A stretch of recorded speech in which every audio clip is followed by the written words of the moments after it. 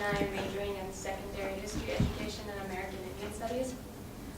Today, I will be presenting a paper titled Inebriated Indians and Sexy Squaws, Generations to Beset Indian Identities.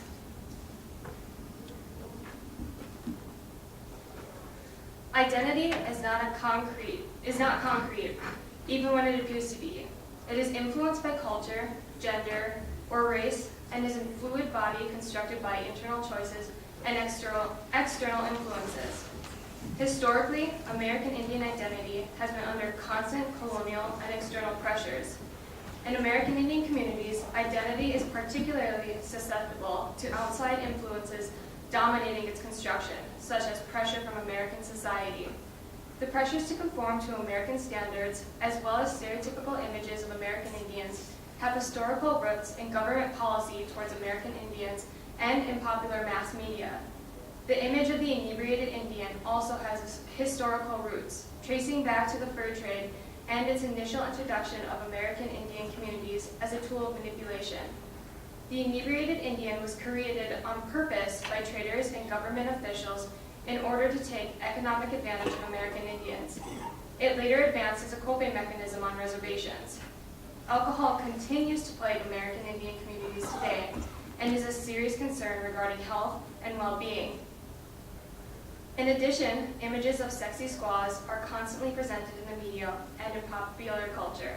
These images perpetuate the image of Indian women as sex objects, which excuses sexual assault and manipulates the minds of the masses to adopt a blame the victim attitude. As a result of this external image, Indian women are then burdened and blamed for their own sexual assaults.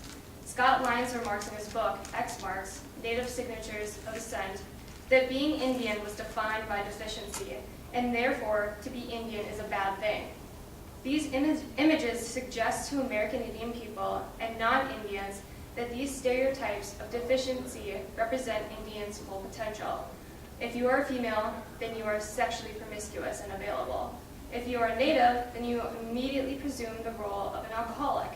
The danger here is that American Indians do not construct their own identity, but rather their identity is being constructed by outsiders, and then being broadcast by cartoons and other forms of media with unhealthy consequences. Our education system and media do not illustrate that American Indians are productive and contributing members of society, but rather they are broadcasted as deficient, stereotypical images who are to blame for their own problems. This system of thought has insidious consequences for American Indian communities. What these two images of American Indians suggest is that American Indian identity functions in a perpetual state of deficiency. Then the media broadcasts these images, embedding them in the minds of the masses, both native and non-native. Lyons asserts, by the time Americans arrived on the scene, most everyone in the white world understood what Indian meant. It meant savage, not civilized, not part of civilization, and not white. Indian represented the lack of things that defined civilized whiteness: reason, democracy, science, enlightenment, literacy, law, and a true religion. It wasn't a good thing to be Indian, regardless of how noble one may have been, because Indian was defined by deficiency.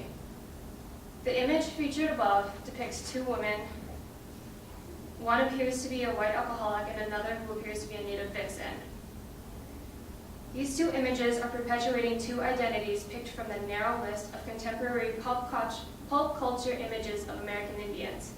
One woman is depicted with a headdress, war paint, and no shirt. The other woman has a glass of alcohol in her hand. They both project powerful messages about American Indian identity in contemporary America, particularly American Indian women's identity. The mindset of victim blaming brings the masses to believe that our actions have consequences. If you don't control your drinking, you become an alcoholic. If you dress provocatively, like Native women, and are assaulted, you are living with the consequences of your own actions. They refuse to see contemporary Natives with historically induced traumas and consequences. Instead, they see Native people as being defined by their own deficiency, and any negative result is their own fault. These images illustrate America's continuing efforts to place strong, sober Natives in the past and to advocate for the Indians who are defined by deficiency and linger in a perpetual state of alcoholism and sexual vulnerability and availability. The first picture is an e-card of a presumably non-native woman with an alcoholic drink in her hand. The caption reads, "I don't have a drinking problem. I'm Native American and it's part of my culture. Stop being racist."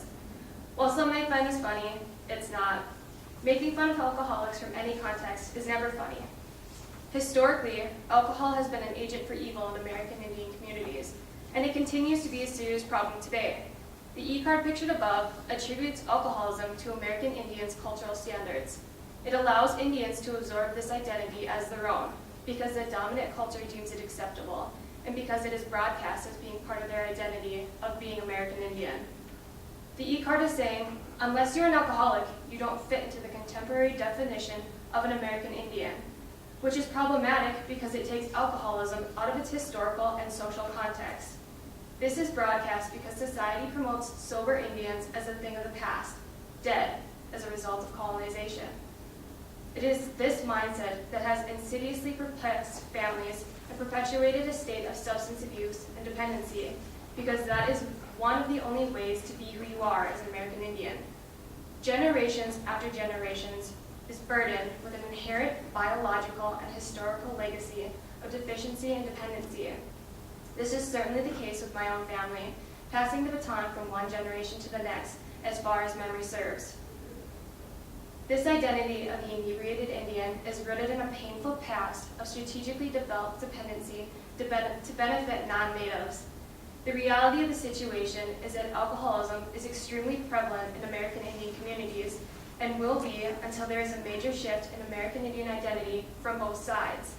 Lyons states, "Americans are no longer pursuing removalism, and reversing our losses is now up to us. Nonetheless, the gaping wounds of history are still visible and will remain so as long as the relationship between native and newcomer is defined by past betrayals and present inequalities. The wounds of the past persist. In fact, they are festering in the context of social injustice, especially when the wounds are accepted as self-inflicted, rather than a consequence of the past. When you deny the historical context of a perceived inebriated Indian, you give the Indians the identity of being deficient instead of fighting a battle with a long-pressed historical narrative. No growth or healing can be obtained by individuals or the collective society until this hidden truth is brought forth and acknowledged, rather than perpetuated images and a blaming the victim attitude." In addition to the stereotypical inebriated Indian identity, there is this idealized image of a sexy squaw that is often associated in popular culture with American Indian women. These widely celebrated images involve copious amounts of nicotine, alcohol, and drugs. The image above depicts a white woman playing dress-up with a headdress, war paint, long dark hair. She is shirtless and is seductively smoking a cigarette.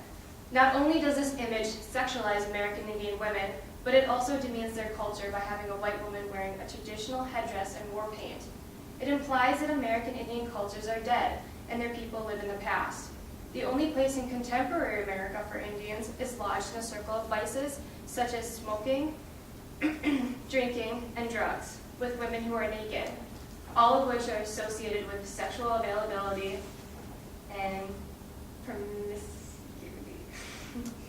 Even with the internet plastered with sexy images of women dressed like Indians, the image I selected demanded to be heard with the message printed in white underneath the picture.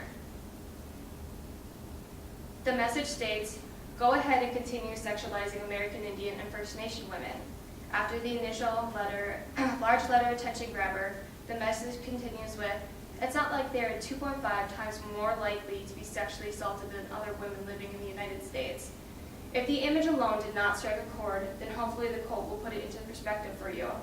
Images like this are associated with very grim statistics. The original image was most likely intended for another use. However, the picture I selected gives voice to an epidemic in Indian country. Rather than the traditional e-card, meme, or cartoon, this image and text illustrate the damage done by the original image.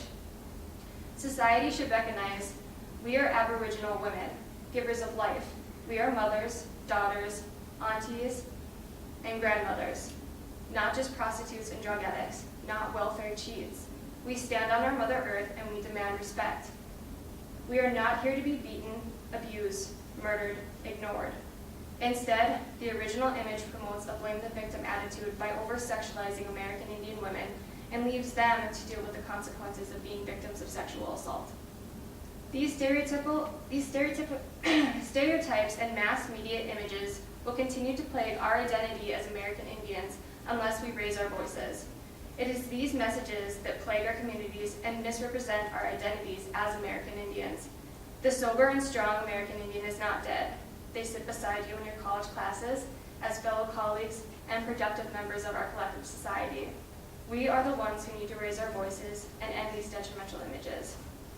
In conclusion, colonization is still happening. The dominant culture is still perpetuating a stereotypical identity onto American Indians, women in particular.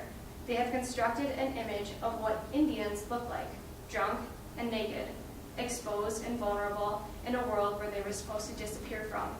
There is no place for them in contemporary America unless they are defined by deficiency and linger in a perpetual state of victimhood, alcoholism, or sexy Halloween costumes. We need to be more thoughtful of the images of American Indians broadcast so we do not continue to colonize their communities and identities. Unless we raise our voices and demand to be heard, we can expect more of the same.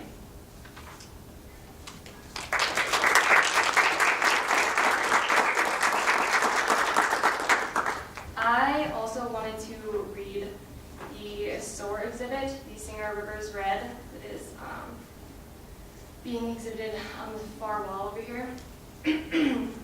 Their poster says, since 1980, over 1,181 Native women and girls in Canada have been reported missing or have been murdered. While there isn't a comprehensive estimate, there are many to the disproportionate number of Indigenous women who are missing and murdered in the United States. Indigenous women have incurred devastating levels of violence in the U.S. According to the U.S. Department of Justice, nearly half of all Native American women have been raped, beaten, or stalked by an intimate partner. 1 in 3 will be raped in their lifetime, and on some reservations, women are murdered at a rate 10 times higher than the national average.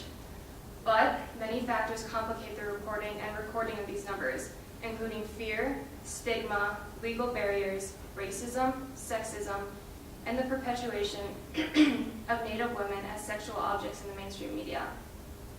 I would definitely recommend checking out the exhibit because it's very powerful. Are there any questions?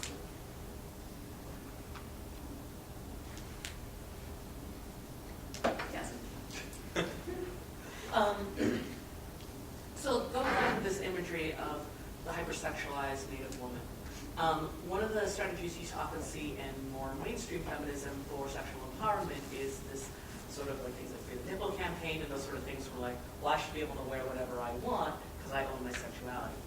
And of course that works when the stereotype you're working out with is the Madonna one, the Puritan one. But when you are of a group like Native, where the stereotype you're working on with is the whore / sexy squaw, what kind of strategies for sexual empowerment would you suggest for women of that group, being that you are part of that group? I would say that being vocal about it is probably the biggest thing that you can do. Like Halloween costumes, you just, as a Native woman, like I have to stand up and continuously like fight for my culture and to be identified as a contemporary Native American woman who is strong and who, you know, is in college and is trying to move past this, and just to be vocal about it, I would say, is the biggest thing. And to let people know, you know, that you're proud of who you are. When people present these images, it's not your identity. Just tell them that you don't want to be presented like that. Any other questions? All right, I would just like to say thank you to the McNair program and Patrice and my McNair mentor, Dr. Birgit Hans, and Dr. Shackelford. I just want to thank you guys.